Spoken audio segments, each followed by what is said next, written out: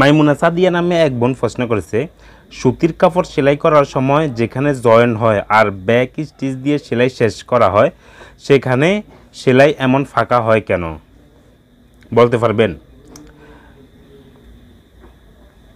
তো উনি বলতে চাচ্ছে যে আমি যে প্রথমে মনে করেন যে কাপড়টা এখানে দিলাম, দিয়ে সেলাই করতেছি, তো করার সময় এখানে ফাঁকা হয়। আমি ব্যাক স্টিচ দিয়ে এখানে শুরু করলাম এবং আবার ব্যাক স্টিচ দিয়ে এখানে যে একদম শেষ পর্যায়ে এখানে আবার শেষ করলাম।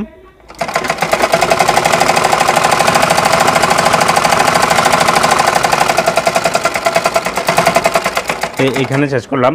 তো উনি বলতেছে যে যখন শুরু করে তখন এখানে ফাঁকা হয়, আবার শেষ করার সময় এখানে ফাঁকা হয়।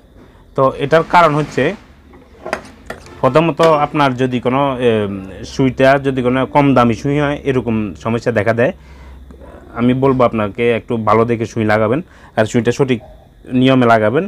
এর পরবর্তী কথা হচ্ছে সুইয়ের যে সুই রড যদি কোনো মানে সেন্টার যদি ঠিক না থাকে তাহলে সেন্টার করে নিতে হবে। সুই রড যদি কোনো একটু উপরে থাকে তাহলে এই সমস্যাটা হয়। এর পরবর্তীতে আরও একটা বিষয় দেখবেন, একটু শ্যাটেলটা যদি কোনো ক্ষয় হয়ে যায়, এই যে এটা হচ্ছে ববিন কেস, যদি শ্যাটেলটা আমি দেখাই,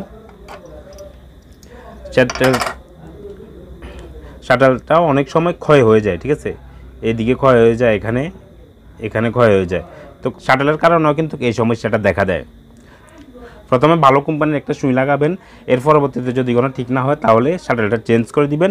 এরপরেও যদি ঠিক না হয় তাহলে মনে করবেন যে সুই রড যেটা আছে এটা হচ্ছে সুই রড, এটা হয়তো সেন্টার ঠিক নেই, ঠিক আছে। সুই রডের সেন্টার ঠিক করার ভিডিও আমার চ্যানেলে অনেকগুলো দেওয়া আছে, আপনারা ওই ভিডিওগুলো দেখে আপনার যে সুই রডের সেন্টারটা কীভাবে ঠিক করবেন সুই লাগানো অবস্থায়, ওটা আপনারা ওই ভিডিও থেকে দেখতে পারেন, দেখে আপনারা সুই রডের সেন্টারটা ঠিক করে নেবেন। ধন্যবাদ সবাইকে, ভালো থাকবেন, আসসালামু আলাইকুম।